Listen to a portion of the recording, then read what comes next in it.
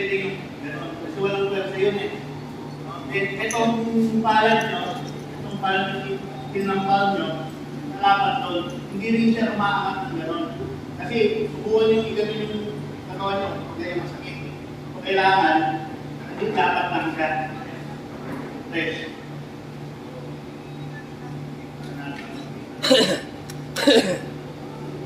Kaya, different na equals.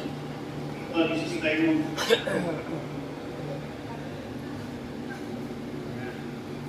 1, 2, 3, 4, 5, 6, 7, 8, 9, 10, 11, 12, 13, 14, 15, 16, 17, 18, 21, 22, 23, 24, 25, 26, 27, 28, 9, 13. Diretso hindi pwedeng hindi siya pwede yung bit niya hindi pwedeng pulsate na mawawala, halimbawa, 1, 2, 3, 4, 5, 6, 7. Yung hiningal ka na, kailangan dire-diretso yung kahit hinihingal ka na, kailangan makompleto mo yun. Then after nun, breath.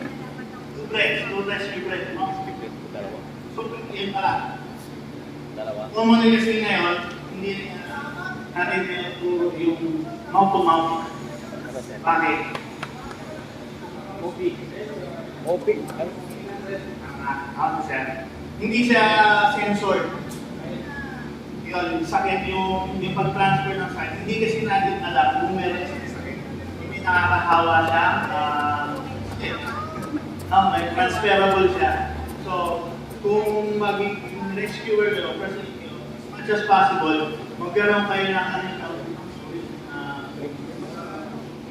mouthpiece kayo, yung parang sa oxygen. Pero kayo yan. Always to magdalaga. Kung wala kayo nun, huwag nyo i-risky yung sarili nyo. Kasi nga, bago kung ano sakit ang magwag nyo, i-open nyo na lang yung mouth pagkatapos ng 30 compression, 30. Make sure na naka-clear yung airways na. Fights yung debate para at least paano kayo kalabas na pasok na hangin. Kung meron kayong mouthpiece, pwede nyo ibuka. Meron kayong pump, yung dalawang pump, 1, 2. After nun, balik ulit, 30. Pwede yung pressure ulit. Hanggang magkaroon ng simulation ng pump. Kita nyo lang. Mag-respond yung biktima.